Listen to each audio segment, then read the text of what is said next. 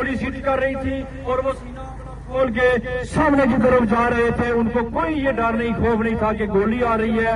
Rubber bullet shell ये तो एक आम हो गया था ना वहां हमारे लिए, शेलिंग आ रही है, रबर बुलेट्स आ रहे हैं। ये लोग जो असल गोली है, बुलेट्स है, उसके सामने भी वो नौजवान खड़े होकर आगे निकलते गए, हम लोग निकलते गए और आखिरकार डी चौक के करीब जब पहुंचे, सेंटोरियन साहब ने सुना होगा, वहां भी जाकर भी जब रेंजर सामने आ गई है, रेंजर का जब आमना सामना हुआ है तो रेंजर ने अपनी भरपूर कुव्वत का मुजाहिरा किया वहां रोकने का, लेकिन नामुमकिन था उस समुद्र को, उन नौजवानों को रोकने का।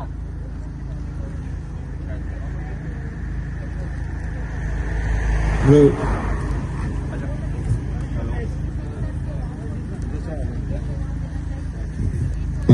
अच्छा, वो जब हम सेंटेरियस के पास पहुंचे तो वहां पर आपको मैंने बताया कि हमारा अगर 26 नंबर पे मुकाबला हुआ तो उसके बाद सबसे जो बड़ी फाइट थी वो वहां थी। उसकी वजह कि पुलिस तो वहां उसे पहले दुम दबा के भाग गई है। कोशिश की पुलिस ने, तकरीबन एक पुलिस ने मुख्तलिफ एजेंसी से रास्ते में खड़ी थी, उन सब को हम लोग निकल के आगे जब पहुंचे, जब रेंजर ने आमना सामना किया, पहला हमारा जो शहीद है वो सेंटेरियस से पहले उसको गोली लगी।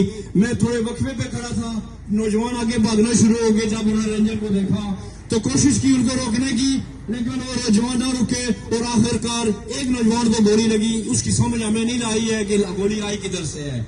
उसके बाद नौजवानों ने दूसरा रास्ता अख्तियार किया और यकीन करें आप कि वहां रेंजर की गाड़ी ने पूरी कोशिश की बंदे को कुचलने की।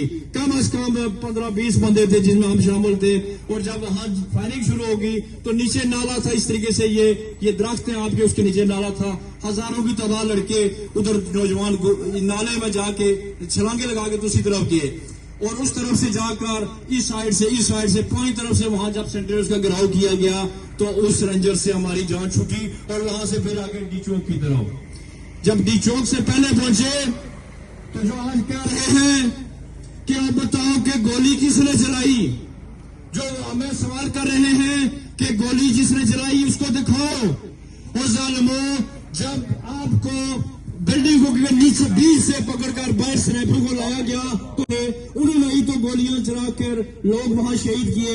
हम उनकी फुटेज कैसे बनाते वहां पर, वो तो अंदर से हिट कर रहे थे और वहां पर फिर तकरीबन 5 बंदे हमारे जिनको गोलियां लगी, हमारे मेरी आंखों के सामने की बात है।